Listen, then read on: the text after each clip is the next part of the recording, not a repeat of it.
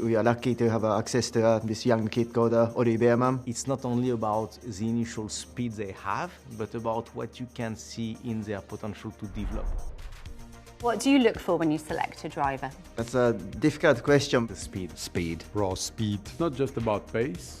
I think for sure if you want to be a good driver, you need to have the pace, you need to be able to be quick. But I think the most important is to be a good team player. We definitely look at the speed, at the talent, at the ability of the driver, but we also look at the person behind the driver, and we want to make sure that the combination of the driver and the person is the right combination for the McLaren MasterCard Formula One team. When I'm selecting a driver, the most important characteristics for me is performance under pressure and leadership qualities. So I very much value that half of what we're looking for is how competitive they are on track, but the other half is how they are as an individual, how they bring the team around them, how they move the team forward as a result of it. We had very good two drivers in my first year, Kevin and Nico, and then we were making changes, and one we are lucky to have access to this young kid called Ori Beerman, really exciting young talent, so that was easy. When we look for a driver,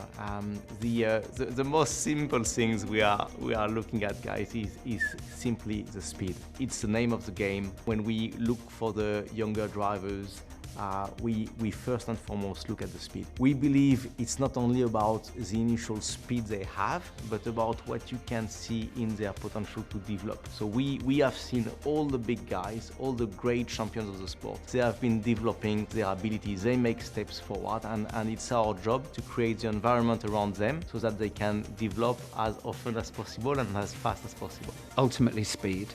I think everything else can be built on around that. Most of the drivers that I've worked with have also had a very high level of intelligence. So if you can have speed and intelligence, then you've probably got the real deal. I really wanted to get somebody who's got a decent experience and a proven track record, but still young enough and hungry to improve. So that was Esteban Ocon. So that was a relatively straightforward decision. Well, most important is raw speed and racecraft. These are things that you can't really teach and are, for me, the key ingredients. Most important part of the motivation of thousands of people, and they need to have this extra bit to motivate everybody to push in the same direction, and this is crucial for the performance.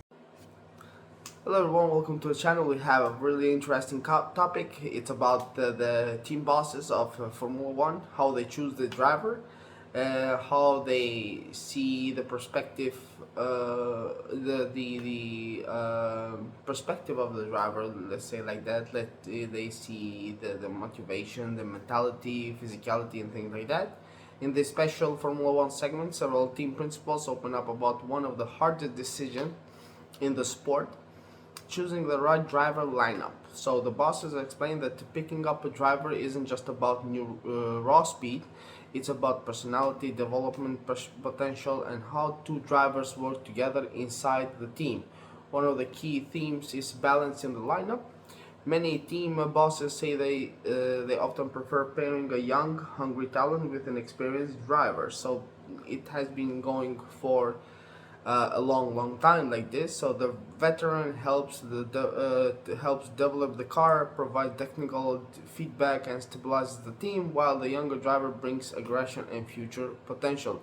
Just like we have in Ferrari, so we have the 7-time world champion Lewis Hamilton, and then we have the prodigy, let's say like that, Charles Leclerc, the driver that Ferrari thinks that is going to bring a lot of championship inside the team. So another major factor, the key highlight, is team harmony. So having two equal competitive stars can bring performance, but it can also create internal conflict that damages the team long term. Rivalries inside the garage car can divide engineers and create pressure on strategy decisions. We have that in McLaren. So we have two drivers that are very competitive, and both of them are young, and both of them want to win as much as they can, and they have a patio rule, so they kind of don't have the favorite driver. So we've seen what happened. Some bosses also explain how difficult it is to evaluate young drivers from junior categories. Speed is important, but they look closely at mental strength, so consistency and how drivers handle pressure when they reach Formula One. So they see how ready is he to handle the big pressure in Formula One and the disappointments and things like that. So that's really important for the bosses to choose their driver with carefulness. Experience still plays a huge role. Establishment drivers often help teams move forward technically, especially during major regulation changes, because they know how to guide engineers and develop the car. So that's really one thing that a driver must have, because he needs to know what kind of car he wants to drive, and he needs to tell that to the engineers in their own language. So that's a really important thing. In the end, the team principals agree that the perfect driver lineup is rarely about having the two fastest drivers available. Instead, success often comes from the right combination of talent, leadership, and teamwork inside the garage. So that's really the most important part. To have a driver that is consistent on keeping the same tempo, or maybe like upping up a little bit up on the notch. So that's really an important part also. So to recap all of this, let's say driver selection in Formula One isn't just about lap time. It's about chemistry, development, and building a team capable of winning championships.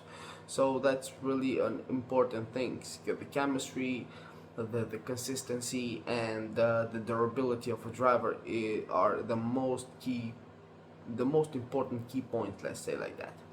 That's my honest opinion about this topic, about the choosing of the right driver.